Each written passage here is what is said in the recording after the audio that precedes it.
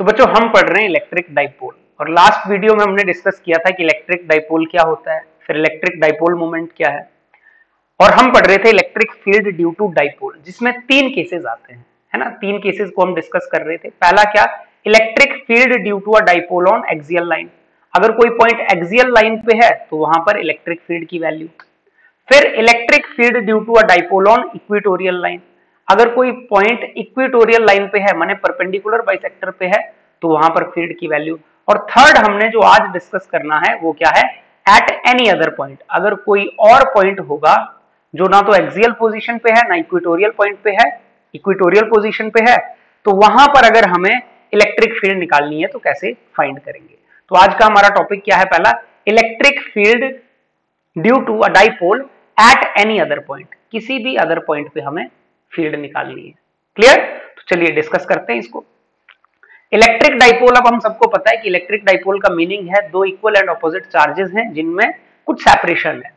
और electric dipole यहां पर हम क्या मानते हैं, इलेक्ट्रिक डाइपोल हमारा क्या है, ये शॉर्ट डाइपोल है। ये जो हम एक्सप्रेशन डिराइव करेंगे किसके लिए, शॉर्ट डाइपोल के लिए डिराइव करेंगे। और शॉर्ट डाइपोल के लिए हमने स्पेशल केसेस लास्ट वीडियो में डिस्कस किए थे। तो सबसे पहले हम क्या करते हैं, एक डाइपोल ड्रॉ करते हैं। डाइपोल हमारा ये आ गया,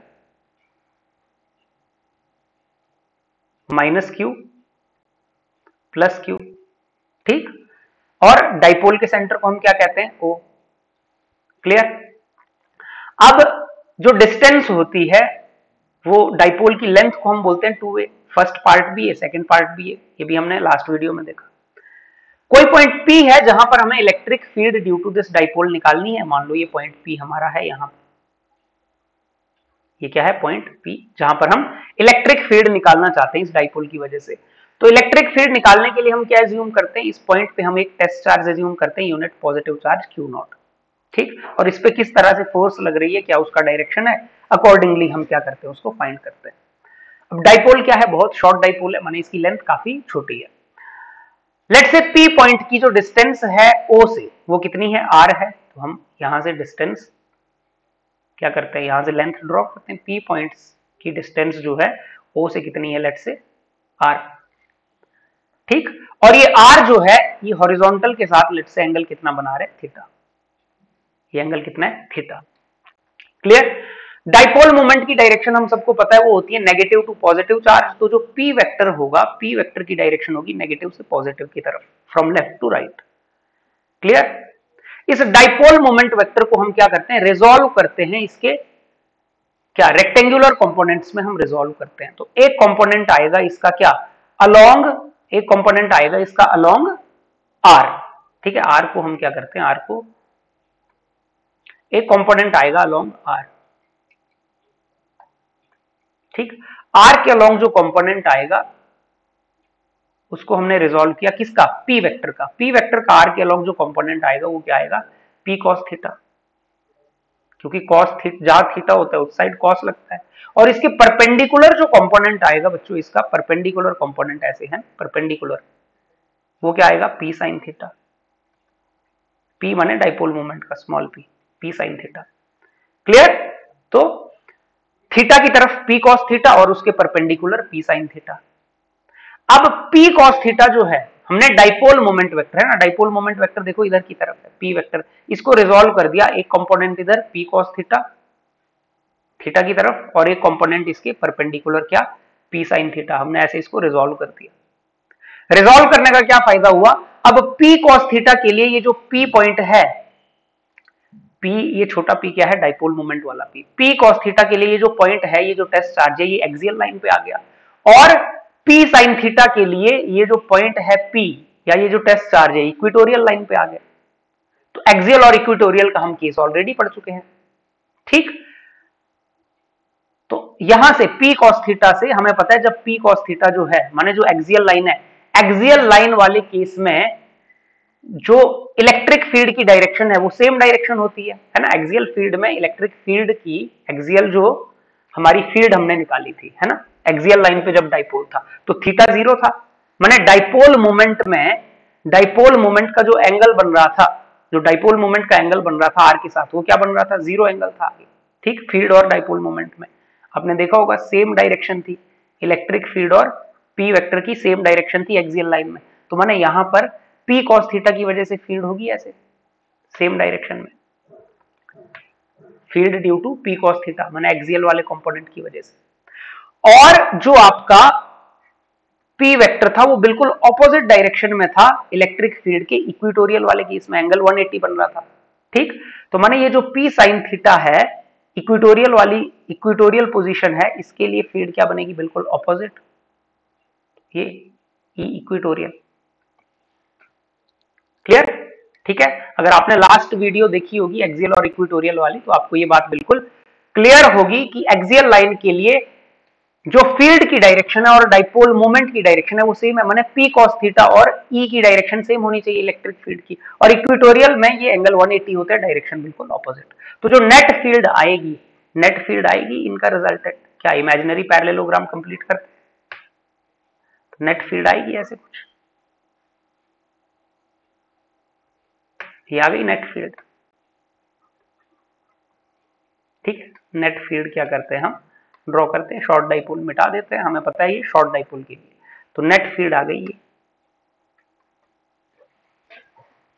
क्लियर? तो ये हमारा डायग्राम बन गया, माने जो नेट फील्ड है वो रिजल्टेंट है किसका, एक्सियल और इक्वेटोरियल फील्ड का, और दो परपेंडिकुलर वेक्टर्स का रिजल्टेंट निकालना हमारे लिए बहुत इजी है। दो परपेंडिकुलर वेक्टर्स का रिजल्टेंट निकालना तो हमें पता है, क्या करते हैं, रूट कर दो और दोनों का स्क्वायर कर दो, एक्सियल का स्क्वायर प्लस इक्वेटोरियल का स्क्वायर।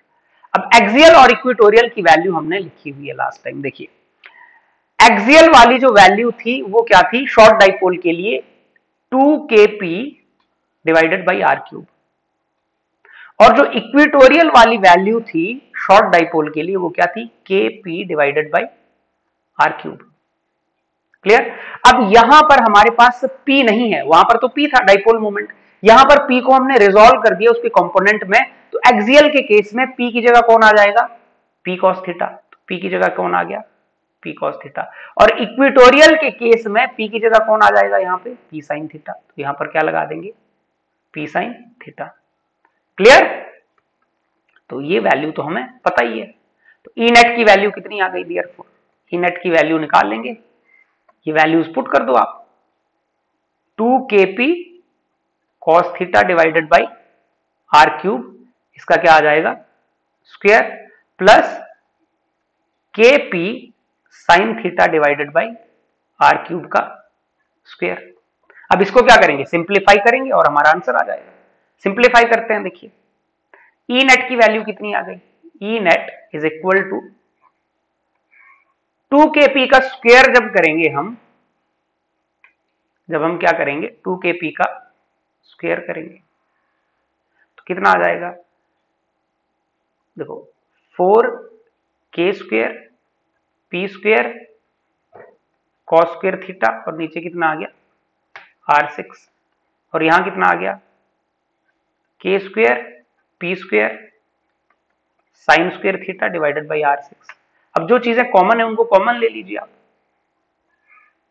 क्या कॉमन है आपके पास, k स्क्वायर कॉमन है, p स्क्वायर कॉमन है, r6 कॉमन है, sorry r raise to power 6 common है, और यहां पर क्या रह गया 4 cos square theta plus sine square theta. ठीक, परफेक्ट आपके पास जो पेयर बन गई उनको बाहर निकाला, k स्क्वायर k आ गया, p स्क्वायर p आ गया, r6 कितना आ गया r क्यूब आ गया, और अंदर आपने 4 cos square theta plus sine square theta को आप क्या लिख सकते हो, 3 cos square theta plus cos square theta, है ना, 4 cos स्क्वायर थीटा को आपने लिख दिया 3 cos square theta plus cos square theta plus sine square theta. अब ये वाली वैल्यू देख लीजिए, cos square theta plus sine square theta 1 होता है, हर बच्चे को पता है ये चीज, तो ये कितना आ गया, ये क्या आ गया हमारे पास kp divided by R cube, और अंदर आ गया 3 cos स्क्वायर थीटा प्लस 1, ये वैल्यू आ गई। तो हमारे पास ई नेट की वैल्यू कितनी आ गई, एक जनरल पॉइंट के लिए k को आप 1/4 पाई एप्सिलॉन नॉट कभी भी लिख सकते हो, kp divided by R cube 3 cos square theta plus 1। अब ये चीज हर बच्चे को पता है कि k की वैल्यू क्या होती है, k होता है 1/4 पाई एप्सिलॉन नॉट। तो बिल्कुल सिंपल है, आपने क्या करना है, पी वेक्टर जो है उसको रिजोल्व कर देना है, एक थीटा के अलोंग पी कॉस थीटा और एक उसके perpendicular P sine theta. P cos theta के लिए जो पॉइंट पी है वो एक्सियल लाइन पे आ गया, और पी साइन थीटा के लिए पॉइंट पी किस पे आ गया, इक्वेटोरियल लाइन पे आ गया। तो फिर हमने वैल्यूज लिख दी, शॉर्ट डाइपोल के लिए हमें पता है वैल्यू क्या होती है, बस पी की जगह पी कॉस थीटा लिखना है एक्सियल के केस में, और पी साइन थीटा लिखना है इक्वेटोरियल के केस में। क्लियर? तो ये हमारे पास क्या आ गई, मैग्नीट्यूड आ गया इलेक्ट्रिक फील्ड का, केपी डिवाइडेड, और के आप सबको पता है यहां पर के क्या होता है, वेयर के इज 1/4 पाई एप्सिलॉन नॉट, के हम सबको ये वैल्यू पता है। क्लियर? अगर हमें डायरेक्शन निकालनी है, कई बार एंगल निकालने को भी हमें बोलता है, तो एंगल माने नेट फील्ड का एंगल कितना बन रहा है, लेट से नेट फील्ड का जो एंगल बन रहा है वो एक्सियल के साथ अल्फा है, ये एंगल कितना, alpha, alpha is the angle between net electric field and axial field. तो अगर हमें tan अल्फा निकालना है, डायरेक्शन अगर हमें निकालनी है, अगर हमें क्या निकालनी है, डायरेक्शन, तो डायरेक्शन निकालने के लिए हम क्या करेंगे, tan अल्फा की वैल्यू निकालेंगे, tan अल्फा, तो tan अल्फा इजीली आप निकाल सकते हो, ये क्या होगा, E equatorial divided by E axial. अब डायग्राम से देखिए, आपको ये अल्फा निकालना है, अगर ये इक्वेटोरियल है, ये वाला है ना, ये साइड में क्या है, अगर ये इक्वेटोरियल है तो सामने वाला भी ये इक्वेटोरियल होगा, परपेंडिकुलर ओवर बेस, सिंपल, आपको पता है vertical component divided by horizontal component क्या होता है, tan थीटा, ये वर्टिकल वाली हाइट माने E equatorial divided by horizontal E axial. ठीक, इस ट्राइंगल को अगर आप देखोगे गौर से, ठीक है, ये ट्राइंगल अगर आप देखोगे यहाँ पे, तो इस ट्राइंगल में आपके पास वैल्यू आ जाएगी। ठीक है, चलिए, तो ये था Q नॉट, तो हमने क्या किया, ये वैल्यू पुट कर दी, इक्वेटोरियल की वैल्यू कितनी थी, KP sine theta divided by R cube, axial की वैल्यू कितनी थी, divided by 2KP cos theta divided by R cube. अब क्या करो, इसमें जो कैंसिल होते हैं उनको कैंसिल कर दो, R cube cancel, KP cancel, तो कितना आ गया, sine theta divided by cos theta, और नीचे 2B है, sine theta divided by cos theta होता है tan थीटा, तो tan अल्फा कितना आ गया, 1/2 tan थीटा। क्लियर? अगर हमें अल्फा चाहिए होगा तो हम क्या लिखेंगे, alpha is equal to tan inverse tan theta by 2 या 1/2 tan थीटा। ठीक, ये वैल्यू भी हम लिख सकते हैं डायरेक्शन के लिए। क्लियर? ये एंगल किसका आ गया, ये एंगल आ गया, ये जो अल्फा है ना बच्चे, अल्फा क्या है, अल्फा है एंगल, अल्फा क्या है, angle between net electric field and axial field. देखो डायग्राम देखो ना, ये किसके बीच का एंगल है, अल्फा, नेट फील्ड और एक्सियल का। अगर आपसे बोले डाइपोल के साथ एंगल निकालो तो हम क्या करेंगे, है ना, अगर डाइपोल के साथ निकालना है तो angle of net electric field with, अगर P वेक्टर बोले, ठीक, डाइपोल के साथ बोले, तो डाइपोल के साथ तो ऑलरेडी क्या है, डाइपोल के साथ देखो R का एंगल थीटा है, और फिर थीटा तो ऑलरेडी है, अल्फा हो जाएगा, तो थीटा प्लस अल्फा हो जाएगा, ये कितना हो जाएगा, थीटा प्लस अल्फा, तो उसको क्या लिख सकते हैं हम, theta plus tan inverse tan theta by 2। Clear? आपको ये चीज इजीली समझ आती है कि यहां पे देखो ये एंगल था थीटा, ठीक, और ये एंगल था अल्फा। ठीक, अगर आपको इस हॉरिजॉन्टल P वेक्टर के साथ देखना एंगल, अगर ये एंगल थीटा है तो आपको पता है ये एंगल भी क्या होगा, थीटा, तो ये P वेक्टर है तो ये भी P वेक्टर हुआ पैरेलल सेम, तो टोटल एंगल जो हुआ वो थीटा प्लस अल्फा हुआ, ये E नेट है। अगर E नेट और P के बीच देखें तो थीटा प्लस अल्फा एंगल आएगा। क्लियर? तो ये हमने इसका एंगल भी निकाल लिया, तो आई होप आपको समझ आया होगा। अगर आपने एक्सियल इक्वेटोरियल किया होगा तो ये बिल्कुल इजी है समझना। ठीक है, चलिए नेक्स्ट है हमारे पास क्वेश्चन है एक, ठीक, ये आपके एनसीईआरटी में है question. A system has two charges, QA is equal to 2.5 into 10 raised to power minus 7 coulomb and QB is equal to minus 2.5 into 10 raised to power minus 7 coulomb. located at point A and point B respectively. What are the total charge and electric dipole moment of the system? बच्चे total charge तो एक scalar quantity है, तो अगर total charge आपको निकालना है तो ये तो आपको सीधी सी बात पता है, ये क्या होगा, स्केलर सीधा सीधा सम होता है QA प्लस QB। अब दोनों देखो इक्वल एंड ऑपोजिट है तो टोटल चार्ज क्या आ जाएगा, 0, है ना, दोनों क्या है, इक्वल एंड ऑपोजिट चार्जेस हैं, ऐड करोगे तो आंसर कितना आ जाएगा, 0। सेकेंड हमसे बोलता है इलेक्ट्रिक डाइपोल मोमेंट क्या है, इलेक्ट्रिक डाइपोल मोमेंट सिस्टम का क्या है, तो इलेक्ट्रिक डाइपोल मोमेंट क्या होता है, Q इंटू 2L या 2A, Q into 2A। 2A क्या है, डिस्टेंस बिटवीन चार्जेस। अब एक चार्ज है कहां पर, 0,0,-15 पर, और दूसरा चार्ज है कहां पर, 0,0,15 पर। इन दो चार्जेस के बीच डिस्टेंस क्या होगी बच्चे, x में कोई कोऑर्डिनेट नहीं है, y में कोई कोऑर्डिनेट नहीं है, एक कोऑर्डिनेट z का -15 है, अगला कोऑर्डिनेट z का क्या है, 15 है, z एक्सिस पे। ठीक, तो इनके बीच डिस्टेंस कितनी है, कोई भी बच्चा कॉमन सेंस से कह सकता है, अगर एक पॉइंट -15 है दूसरा 15 है तो इनके बीच 30 का डिस्टेंस है। इनमें कितना डिस्टेंस है, 30 सेंटीमीटर, और वैल्यू सेंटीमीटर में दे रखी है, तो इनके बीच कितना डिस्टेंस है, 30 centimetre.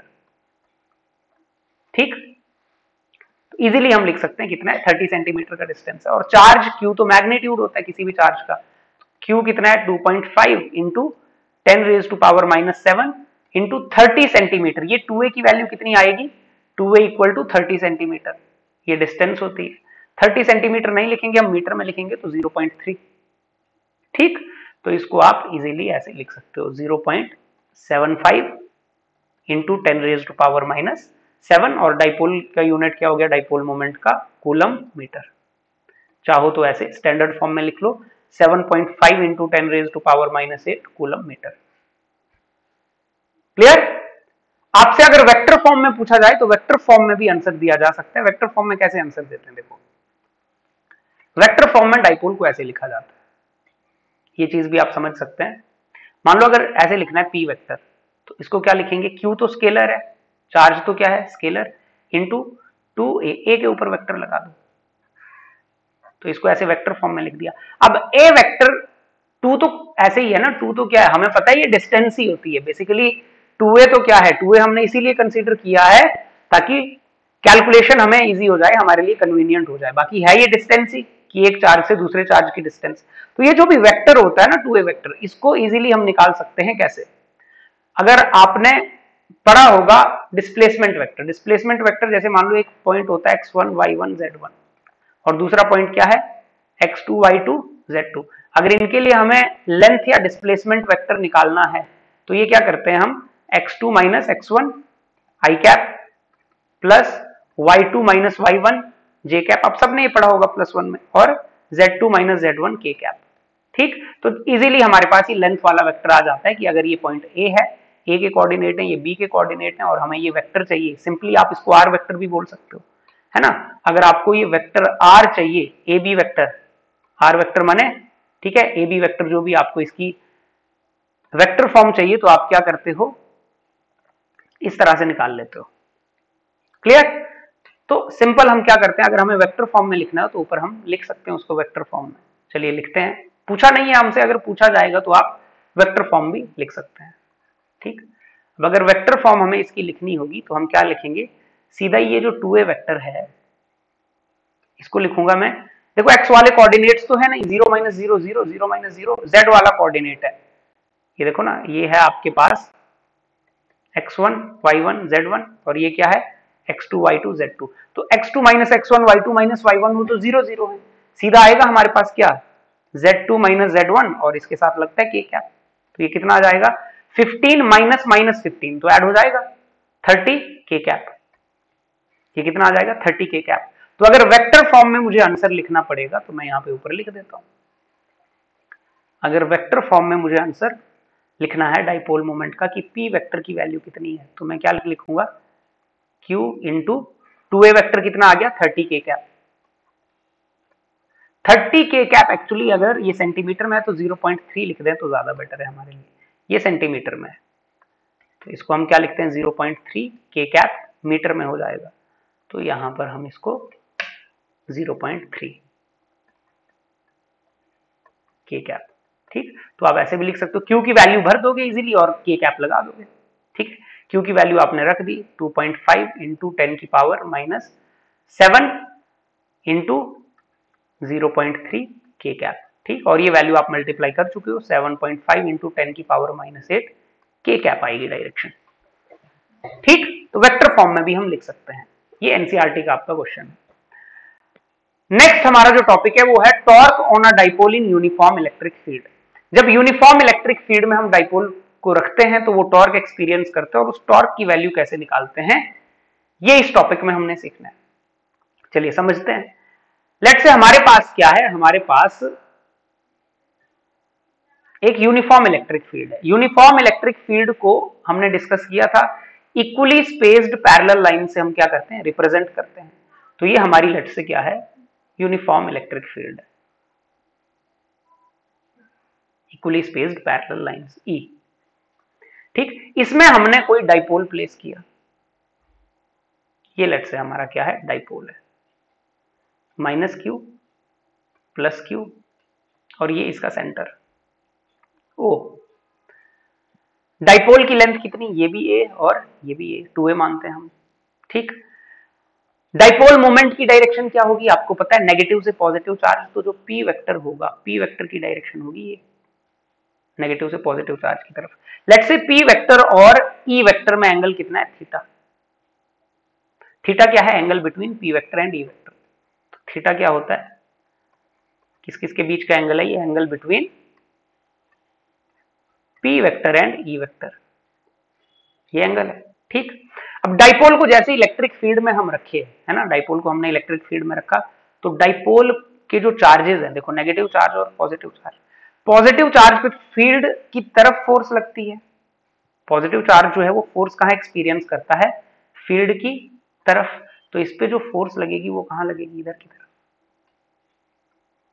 Force on positive charge, और कितनी लगेगी, Q इंटू ई, मैग्नीट्यूड वाइज Q इंटू ई, ठीक। नेगेटिव चार्ज जो है वो फील्ड के ऑपोजिट डायरेक्शन में फोर्स एक्सपीरियंस करता है, तो उस पर फोर्स कितनी लगेगी, F negative, force on negative, वो भी Q इंटू ई लगेगी, क्योंकि मैग्नीट्यूड तो दोनों का सेम है और फील्ड यूनिफॉर्म है हर जगह पे, क्लियर। तो ये फोर्स लगी है ना, पॉजिटिव चार्ज पे फोर्स कहां की तरफ, फील्ड की तरफ लगेगी, है ना। पॉजिटिव चार्ज, फ्री चार्ज जो होता है वो फील्ड की तरफ मूव करता है, free test charge positive. Negative क्या होता है, वो फील्ड के ऑपोजिट मूव करता है।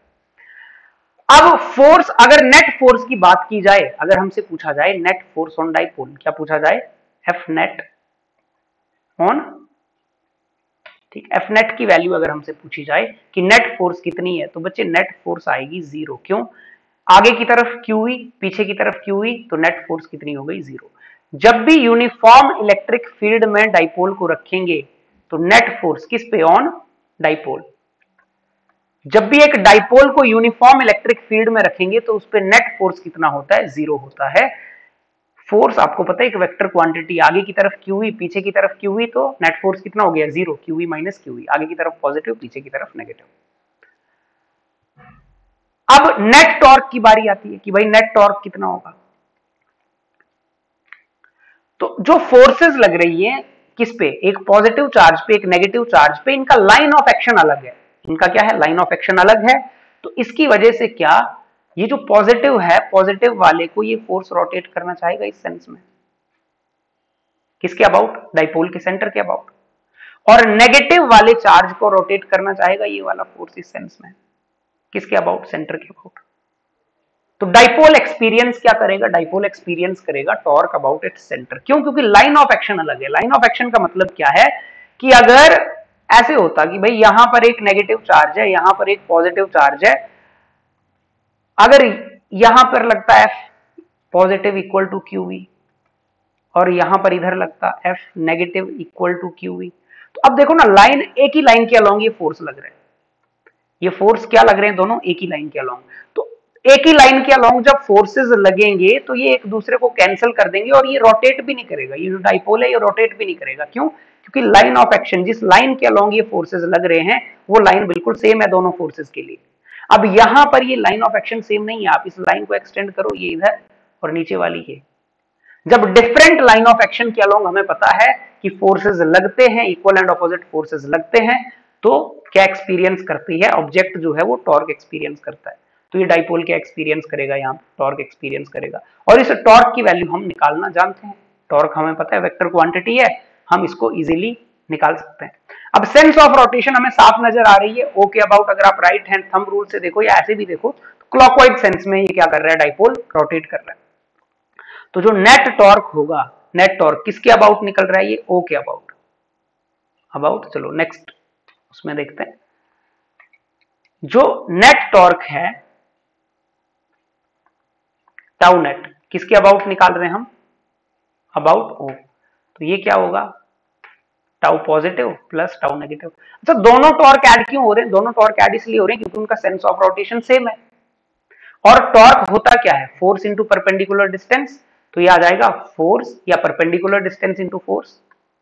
ठीक, हम वो डिस्टेंस निकाल ही लेते हैं। चलो परपेंडिकुलर डिस्टेंस माने ये कि फोर्स से है ना, एक्सिस ऑफ रोटेशन से, ये जो ओ पॉइंट है, ओ से पास करती हुई एक्सिस, जो परपेंडिकुलर एक्सिस है ना, आउट ऑफ प्लेन, पेज से बाहर की तरफ या बोर्ड से बाहर की तरफ, उस एक्सिस से परपेंडिकुलर डिस्टेंस कितना है इस फोर्स का, तो ये है परपेंडिकुलर डिस्टेंस। और ये परपेंडिकुलर डिस्टेंस हर बच्चे को पता है ए साइन थीटा आएगा। भाई ये ए है, ये नीचे वाला ए कॉस थीटा और परपेंडिकुलर ए साइन थीटा। और यहां पर भी ये सेम ही आएगा। नेगेटिव फोर्स के लिए देखो, अगर ये थीटा है तो ये भी क्या होगा, थीटा। और इधर के लिए भी क्या आएगा, ये ए साइन थीटा। क्लियर। तो आप यहां पर पॉजिटिव का टॉर्क कितना हो गया, perpendicular distance A sine theta into F positive plus perpendicular distance into F negative.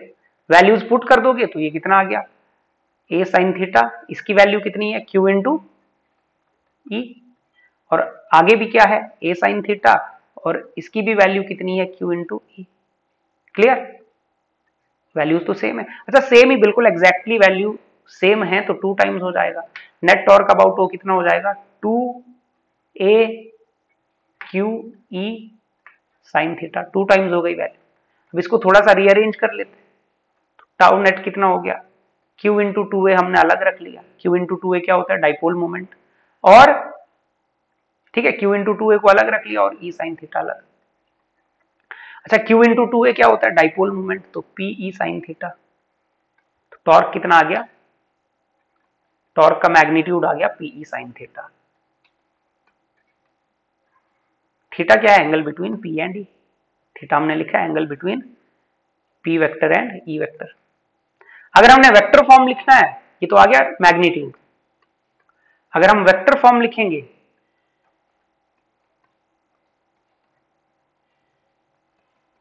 तो टाउ वेक्टर है ना, जो टाउ नेट है किसके अबाउट, ओ के अबाउट, जो टाउ वेक्टर है उसको हम क्या लिखेंगे, साइन थीटा हमें पता है किसमें लगता है, क्रॉस प्रोडक्ट में, तो उसको लिखेंगे P cross E. P cross E का मतलब ये P sine theta into N cap. और डायरेक्शन कैसे डिटरमिन करेंगे, डायरेक्शन क्रॉस प्रोडक्ट का रूल ही होता है। डायरेक्शन कैसे डिटरमिन करते हैं, राइट हैंड थंब रूल से। तो डायरेक्शन है किसका, direction of tau now, tau का, ये कैसे देखा जाएगा, राइट हैंड थंब रूल।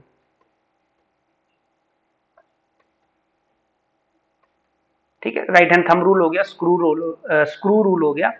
को पता है आप क्या करोगे, P क्रॉस E है तो P की तरफ रखोगे राइट हैंड को और E की तरफ घुमाओगे तो आपको इजीली डायरेक्शन, यहां पर देखिए हम अगर डायरेक्शन हमें देखना है तो P वेक्टर ऐसे है, डायग्राम में आप देखते हैं अपनी P वेक्टर कैसे है, ये है P वेक्टर इस डायरेक्शन में, E वेक्टर आगे है सीधा, ये है E वेक्टर, और इनके बीच एंगल है थीटा।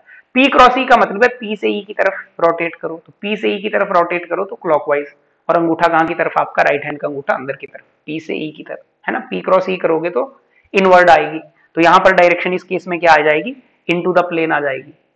ठीक है, और अगर इसका रेसिप्रोकल होगा तो आपको पता आउट ऑफ द प्लेन आ जाएगी। ठीक है, तो ये था हमारा टॉपिक, क्या, torque on a dipole in uniform electric field. अब इसमें कुछ स्पेशल केसेस होते हैं जो हमें ध्यान रखने हैं। स्पेशल केसेस क्या होते हैं जो हमें ध्यान रखने हैं,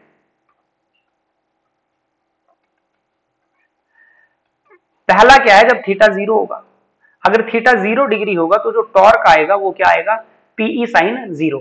साइन 0 आपको पता है 0 होता है ना, पीई साइन 0 तो साइन 0 0, टॉर्क 0 आएगा। जब डाइपोल बिल्कुल अलाइंड होगा फील्ड के, जैसे ये फील्ड है आगे की तरफ हॉरिजॉन्टल, अगर डाइपोल भी इसी डायरेक्शन में होता, बिल्कुल हॉरिजॉन्टली अलाइन होता, तो टाउ कितना होता है 0। अगर थीटा 180 भी होगा, थीटा 180 होगा तो भी टॉर्क कितना आएगा 0। क्यों? साइन 180 भी क्या होता है 0। बस फर्क ये है कि जब थीटा 0 है तो डाइपोल इस तरह से, ये माइनस क्यू, ये प्लस क्यू, ठीक, और फील्ड भी इसी तरफ है, फील्ड तो है इसी तरफ। जब 180 है तो डाइपोल आपका इस तरह से, माइनस क्यू इधर और प्लस क्यू इधर, है ना, क्योंकि डाइपोल मोमेंट आपको पता है नेगेटिव से पॉजिटिव, इस टाइम डाइपोल मोमेंट नेगेटिव से पॉजिटिव उधर ही है, इलेक्ट्रिक फील्ड और डाइपोल की सेम डायरेक्शन, 0 एंगल। यहां पर डाइपोल कहां, डाइपोल मोमेंट की डायरेक्शन नेगेटिव से पॉजिटिव इधर और फील्ड सेम डायरेक्शन में, तो एंगल 180। क्लियर? और तीसरा नेक्स्ट हमारे पास कि अगर थीटा क्या हो गया 90 हो गया, जब साइन 90 होता है तो साइन 90 मैक्सिमम होता है, साइन 91 होता है तो उस टाइम टॉर्क आएगा पी इंटू ई, पीई साइन थीटा, साइन 90 हो गया 1, और ये होता है मैक्सिमम टॉर्क। तो डाइपोल पे मैक्सिमम टॉर्क कब लगता है? जब डाइपोल को हम परपेंडिकुलर रखते हैं फील्ड के, ठीक है। जब डाइपोल को फील्ड के परपेंडिकुलर रखेंगे तो उसपे मैक्सिमम टॉर्क लगेगा, जब डाइपोल को फील्ड की तरफ रखेंगे तो उस पे 0 टॉर्क लगेगा, जब डाइपोल को फील्ड के अगेंस्ट रखेंगे तो भी 0 टॉर्क लगेगा, ठीक। चलिए ये हमने डिस्कस कर लिया, ठीक है। फील्ड के तरफ और फील्ड के अगेंस्ट रखने का बस इतना सा मतलब है कि ये फील्ड है अगर, और फील्ड के तरफ डाइपोल जब हमने रखा है तो इसका मतलब है कि ये माइनस क्यू और ये प्लस क्यू, ये है फील्ड की तरफ, ठीक। और फील्ड के अगेंस्ट रखने का मतलब है इसका उल्टा, माइनस क्यू इधर और प्लस क्यू इधर। क्लियर? तो ये था torque in torque on a dipole in uniform electric field.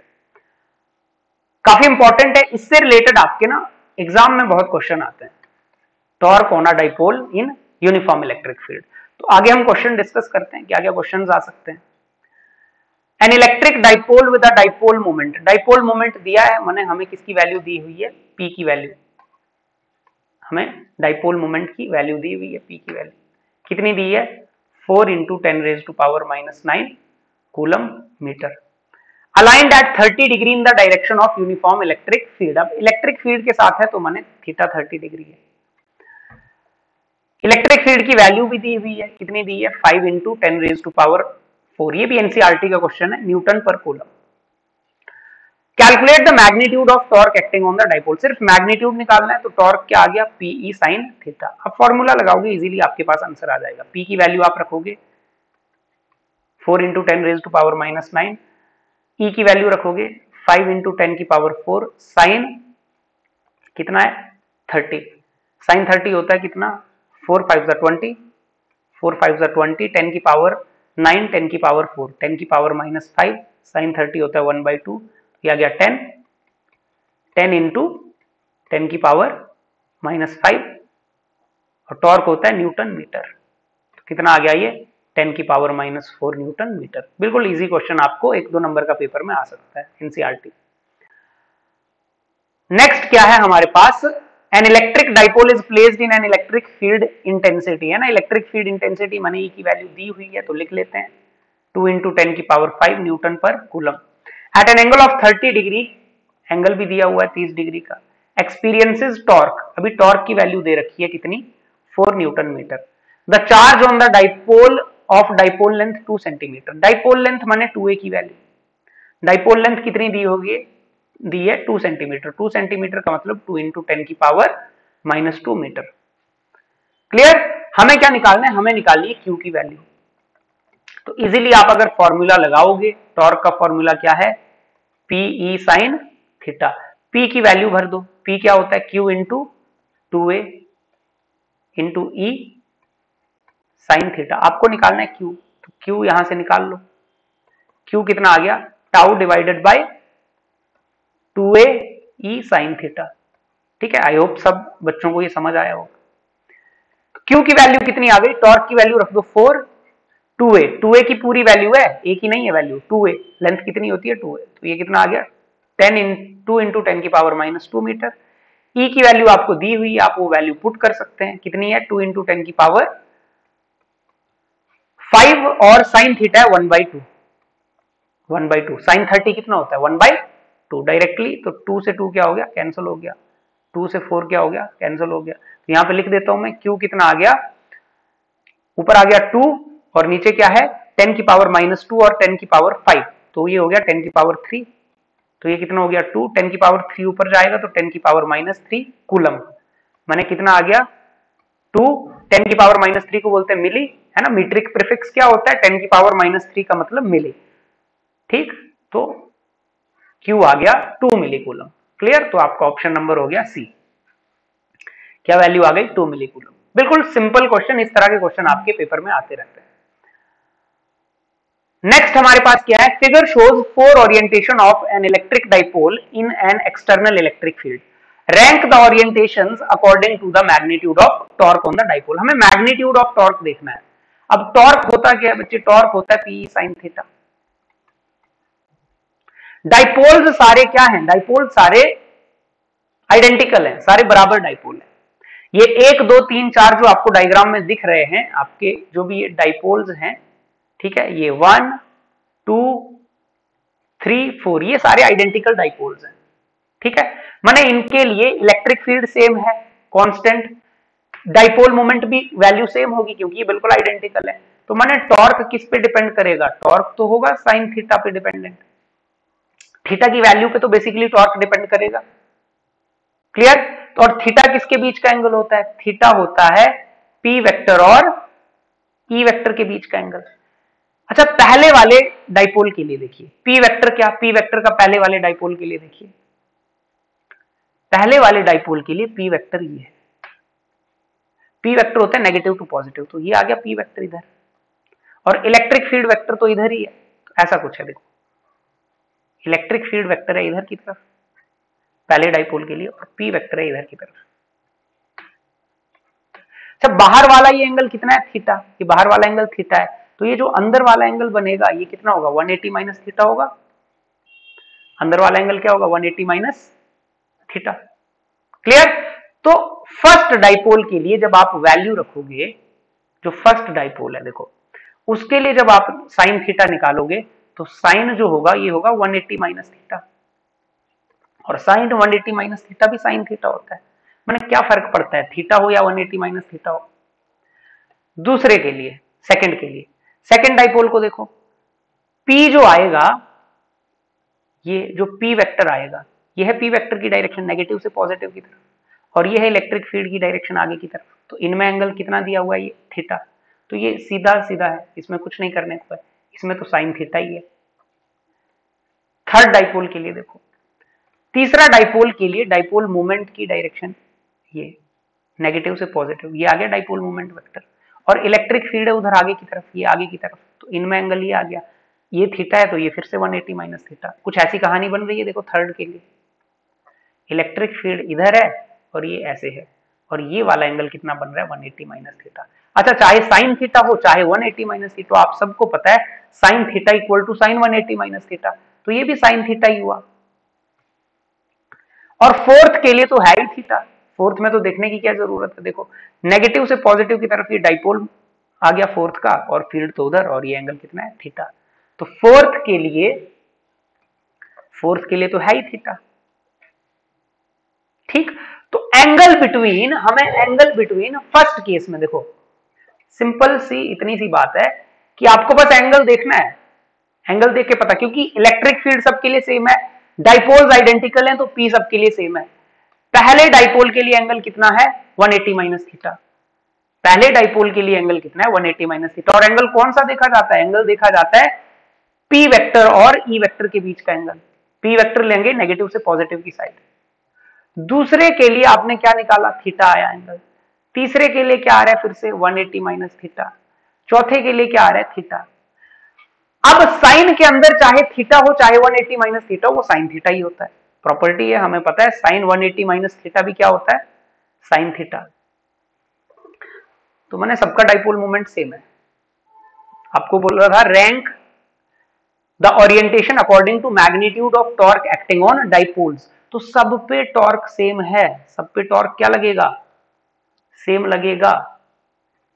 ठीक, क्यों, क्योंकि सबके लिए एंगल या तो थीटा या तो 180 माइनस थीटा है। अब साइन चाहे थीटा हो चाहे साइन 180 माइनस थीटा हो, वैल्यू क्या आती है, सेम आती है। क्लियर, एंगल देखना बस आपको ध्यान रखना है कि आपने जो एंगल देखना है वो किसका देखना है, आपने एंगल देखना है डाइपोल मोमेंट का इलेक्ट्रिक फील्ड की डायरेक्शन में। देखो इलेक्ट्रिक फील्ड, फिर से मैं बता रहा हूं, इलेक्ट्रिक फील्ड की डायरेक्शन तो सबके लिए ये है, फिक्स है, आगे की तरफ इलेक्ट्रिक फील्ड वेक्टर तो आगे है। अब 2 है, जैसे 2 के लिए ये है पी वेक्टर, ये 2 के लिए पी वेक्टर है, देखो एरो मैंने लगा दिया। ये 1 के लिए ये है पी वेक्टर नेगेटिव से पॉजिटिव, ये पी वेक्टर। 3 के लिए नेगेटिव से पॉजिटिव, ये है पी वेक्टर। 4th के लिए नेगेटिव से पॉजिटिव, ये है पी वेक्टर। आपने बस पी वेक्टर और ई के एंगल देखने हैं। 2 और 4 के लिए सीधा दिख रहा है एंगल थीटा थीटा है। 1 के लिए ये बाहर वाला थीटा है, तो ये अंदर वाला एंगल आप इजीली देख लोगे, ये ई वेक्टर के साथ ये है ना, ये अंदर वाला एंगल आप देख लोगे 180 माइनस थीटा होगा। और 3 के लिए भी अगर बाहर वाला एंगल थीटा है तो अंदर वाला एंगल आप इजीली क्या करोगे, ये देख लोगे, ये कितना होगा 180 माइनस थीटा। क्लियर, ये भी सिंपल सा क्वेश्चन।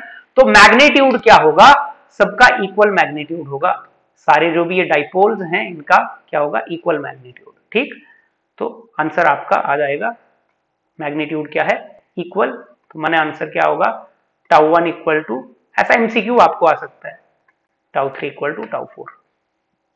ठीक, इक्वल। नेक्स्ट है हमारे पास question number 5। A charge q is placed at 1, 2, 1 and another charge minus q at 0, 1, 0 such that they form an electric dipole। माने इक्वल एंड ऑपोजिट चार्ज है, देखो plus q minus q, electric dipole बन रहा है। Uniform electric field की value दी हुई है, there exist a uniform electric field 2i cap plus 3j cap. Calculate the dipole moment vector. अब वेक्टर बोला है तो मैंने पी वेक्टर निकालना है हमें। And torque experienced by the dipole, तो टॉर्क भी निकाल लेंगे।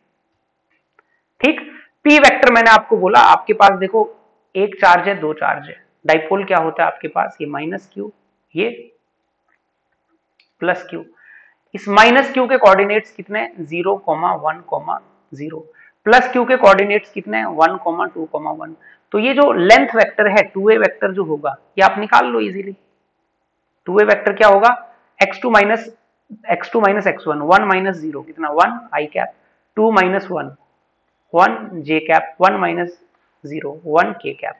तो आपने 2a वेक्टर निकाल लिया, तो यहां से आप इजीली क्या निकालोगे, p वेक्टर क्या आएगा, q इंटू 2a वेक्टर। तो ये कितना आ गया, q की वैल्यू, q तो q है, दिया ही नहीं है तो ऐसे ही रहने दो, इंटू 2a वेक्टर आपने निकाल लिया है, कितना है i cap plus j cap plus k cap. Clear, i cap plus j cap plus k cap. तो आपका ये जो p वेक्टर है, इलेक्ट्रिक डाइपोल मोमेंट वेक्टर जो आ गया, वो आ गया q इंटू आई कैप प्लस, अगर q की वैल्यू दी होती तो पुट कर देते, तो पहला आपका ये आ गया। सेकंड है आपका टॉर्क वेक्टर। सेकंड क्या है, टॉर्क वेक्टर। भी टॉर्क क्या होता है वेक्टर फॉर्म में, p क्रॉस ई। क्रॉस प्रोडक्ट कैसे निकालते हैं, डिटर्मिनेंट मेथड से।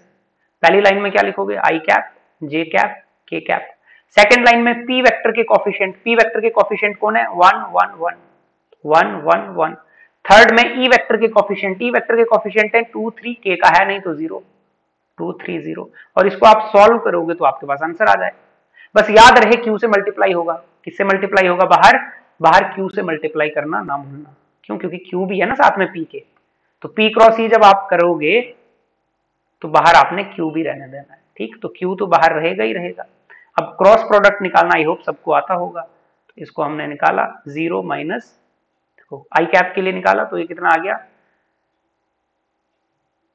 1 इंटू 0, 0 माइनस 3, माइनस का 3, आई कैप, क्यू को बाहर ही रहने देते हैं। ठीक, फिर जे कैप के लिए निकाला हमने, तो जे के साथ लगता है माइनस, जे कैप के साथ माइनस लगाते हैं हम। ठीक है, जे कैप वाली वैल्यू के आगे क्या लगता है, हमेशा माइनस। 1 इंटू 0 माइनस 2, तो माइनस 2 हो गया जे cap, plus K cap, 3 minus 2 1 1 के कैप। ठीक, तो ये आपके पास कितना आ गया, Q into minus 3 I cap, minus minus plus, plus 2 J cap plus K cap. ठीक है, तो ये आपका आ गया टॉर्क वेक्टर। ठीक, टॉर्क वेक्टर की वैल्यू भी हमारे पास आ गई। क्यू की वैल्यू क्योंकि हमें नहीं दी हुई है क्वेश्चन में, तो क्यू हम ऐसे ही रहने देंगे। क्लियर, तो आपके पास टॉर्क वेक्टर भी आ गया। टॉर्क वेक्टर क्रॉस प्रोडक्ट आप सबको आता है, क्रॉस प्रोडक्ट कैसे निकाला जाता है ये आपको पता ही होगा। ठीक, डिटर्मिनेंट मेथड से। तो ये क्वेश्चन हमारे, इस तरह के क्वेश्चन आपको देखने को मिल सकते हैं। ठीक है, चलिए, तो ये थे हमारे पास इस चैप्टर से रिलेटेड ये जो टॉपिक है हमारा, कौन सा, इलेक्ट्रिक डाइपोल। इलेक्ट्रिक डाइपोल से रिलेटेड हमारे क्वेश्चंस। इलेक्ट्रिक डाइपोल में आपने क्या क्या ध्यान रखना है, पेपर में क्या क्या आपको देखने को मिल सकता है। पहली चीज, what is electric dipole. Electric dipole क्या है, जब दो इक्वल और अपोजिट चार्जेस को हम सेपरेट कर देते हैं छोटे से डिस्टेंस से, तो हम बोलते हैं ये इलेक्ट्रिक डाइपोल है। फिर इलेक्ट्रिक डाइपोल मोमेंट क्या है। इलेक्ट्रिक डाइपोल मोमेंट एक वेक्टर क्वांटिटी है, इसका मतलब जो इसका मैग्नीट्यूड होता है वो होता है q इंटू डिस्टेंस ऑफ या लेंथ ऑफ डाइपोल, और लेंथ को हम 2a बोलते हैं, आप a भी बोल सकते हो, वो हम अपनी कन्वीनियंस के लिए। डायरेक्शन होती है negative to positive charge, unit dimension आप निकाल सकते हैं। फिर electric field due to dipole में 3 केसेस आते हैं, एक्सियल लाइन पे फील्ड आपने करनी है, इक्वेटोरियल लाइन पे फील्ड करनी है, और एट एनी अदर पॉइंट हमने सीख लिया। फिर जब टॉर्क को जब डाइपोल को यूनिफॉर्म इलेक्ट्रिक फील्ड में रखेंगे, जब डाइपोल को एक यूनिफॉर्म इलेक्ट्रिक फील्ड में रखेंगे तो उस पर टॉर्क लगेगा, उस पर नेट फोर्स हमेशा जीरो होगी।